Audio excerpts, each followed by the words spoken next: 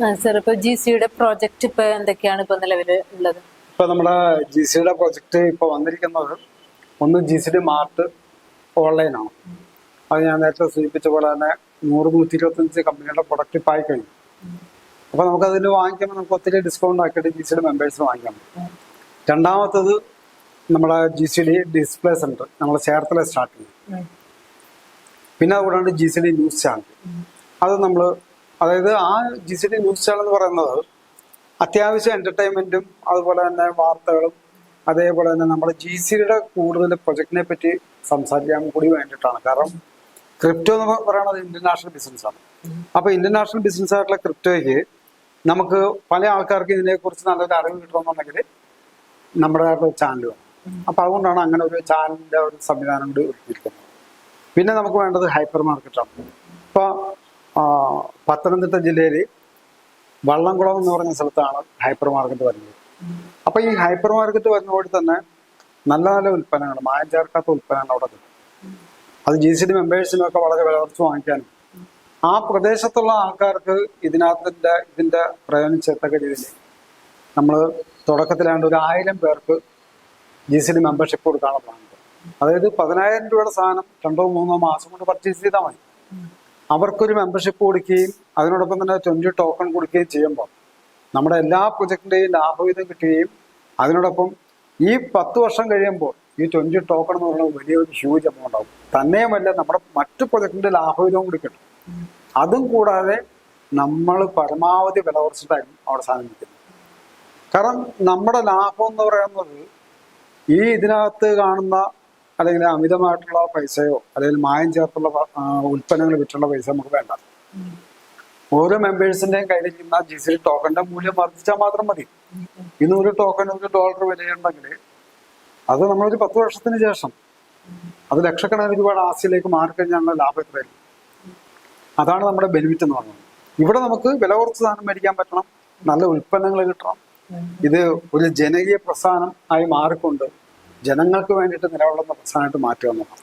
അതിനാദ്യം തുടക്കം കുറിച്ചത് പത്തനംതിട്ട ജില്ലയാണ് ഹൈപ്പർ മാർക്കറ്റിന്റെ.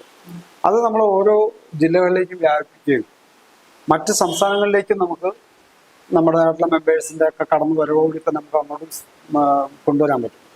അപ്പൊ ഇത്തരത്തിൽ ഇന്ത്യയിലെ ഒരു ജനകീയപരമായിട്ടുള്ള ഒരു നീക്കം അതെന്തുകൊണ്ട് ജനങ്ങൾക്ക് വളരെ പ്രയോജനിച്ചു. അതുകൊണ്ടാണ് നമ്മുടെ ഈ 10 മേഖല നമ്മൾ സെലക്ട് ചെയ്തെടുത്തത്. ഹോസ്പിറ്റാലിറ്റി, അത് ഹോസ്പിറ്റലുമായിട്ട് ബന്ധപ്പെട്ട് hyper market, media, agriculture, farming, IT industry, അതായത് ജനങ്ങൾ കടന്നു പോകുന്ന എല്ലാ മേഖലയും ടച്ച് ചെയ്ത് പോകുമ്പം അതിന്റെ ഗുണമെന്ന് പറയണത് ഈ പറഞ്ഞ ജനങ്ങൾക്കെല്ലാം തന്നെ അതുകൊണ്ട് ബെനിഫിറ്റ് ആയിരിക്കും. ഇപ്പൊ നമുക്കറിയാം, ഒരു ഹോസ്പിറ്റലിൽ ചെന്ന് ചികിത്സിക്കാൻ ചെല്ലുമ്പോൾ തന്നെ ആൾക്കാർക്ക് പേടിയാണ്. എന്താ കാരണം ഓവറായിട്ട് ടെസ്റ്റ് നടത്തുക, ഓവറായിട്ട് ഭയങ്കര ടെൻഷനായിരുന്നു. അപ്പൊ ഇവിടെയൊക്കെ നമുക്ക് നടത്തിക്കൊണ്ടു പോകാനുള്ള പൈസ മാത്രം മതിയാവും, തുച്ഛമായ പൈസ മാത്രം മതി. ബാക്കി ഡിമാൻഡ് വർദ്ധിപ്പിക്കുക എന്നുള്ളതാണ്. ടോക്കണിന്റെ ഡിമാൻഡ് വർദ്ധിപ്പിച്ചു കഴിഞ്ഞാൽ ഓട്ടോമാറ്റിക്കാണ് അതിന്റെ പ്രൈസ് കയറും. ഇപ്പൊ ബിറ്റ്കോയിന്റെ പ്രൈസ് 1 കോടി രൂപ ഇല്ലേ? ഈ 2008-ലും 2008-ലൊക്കെ 2009-ലൊക്കെ 30 പൈസ ഉണ്ടായിരുന്നു. 2010-ലായപ്പോൾ $1 ആ സാധനം ഇന്ന് 1 കോടി രൂപയിലേക്ക് മൂല്യം വന്നു. അതിന് വെറും ട്രേഡിങ് മാത്രമേ ഉണ്ടായിരുന്നു. അപ്പൊ ആ ട്രേഡിംഗ് പ്ലാറ്റ്ഫോമിൽ നിന്ന് മാറി ഇത്രയും പ്രൊജക്റ്റിലേക്ക് വരുന്ന ഒരു പ്രസ്ഥാനത്തിന്റെ വാല്യൂ എന്ന് പറയുന്നത് നിസ്സാരമായിട്ടുണ്ട്. അപ്പൊ ഹൈപ്പർ മാർക്കറ്റ് പദ്ധതി എന്ന് പറഞ്ഞാൽ നമുക്കറിയാം, ഇന്നിപ്പം വലിയ വലിയ മാളുകളൊക്കെ വരുന്നുണ്ട്.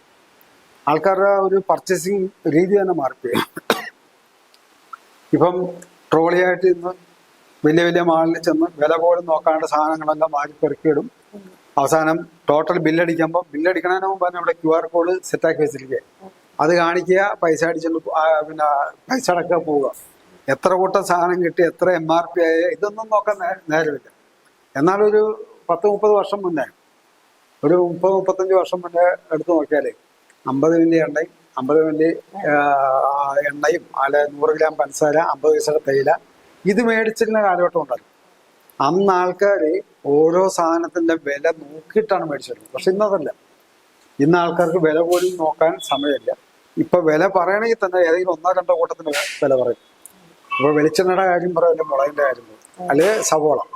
ഇങ്ങനെയുള്ള ചില കാര്യങ്ങൾക്ക് മാത്രമേ നമ്മൾ വിലയിൽ നോക്കൂ. ബാക്കിയുള്ള ഒന്നിന്റെ വില നമുക്കറിയാമല്ലേ, നമ്മൾ മേടിച്ചേക്കുന്നു. അപ്പൊ ആൾക്കാരുടെ അങ്ങനെ ഒരു സാഹചര്യം വരുന്നതിന്റെ കാരണം എന്താ? സാമ്പത്തികപരമായിട്ട് ജനങ്ങൾക്ക് ഭദ്രത ആയിക്കൊണ്ടിരിക്കുകയാണ്. അതുകൊണ്ടാണ് ഇന്നത്തെ ആ പർച്ചേസ് രീതിയും മാറിയത്. ഞാൻ പറഞ്ഞില്ലേ 30-35 വർഷത്തിന് മുമ്പ് ഞങ്ങൾക്ക് കടയുണ്ടായിരുന്നതാണ്, പലചരക്കടയും പച്ചക്കറി കടയും ഉണ്ടായിരുന്നു. അന്നൊക്കെ ഞാൻ ചെറുപ്പത്തിൽ അച്ഛൻ്റെ ഒക്കെ കൂടെ നിൽക്കുമ്പോൾ ഏറ്റവും കൂടുതൽ ആൾക്കാർ മേടിക്കുന്നത് 100 മില്ലി എണ്ണ. ആ 100 മില്ലി എണ്ണയുടെ വെച്ചാൽ 100 മില്ലിയുടെ ഒരു ബോട്ടിലുണ്ട്, അതുകൊണ്ട് ആൾക്കാർ വന്നെ.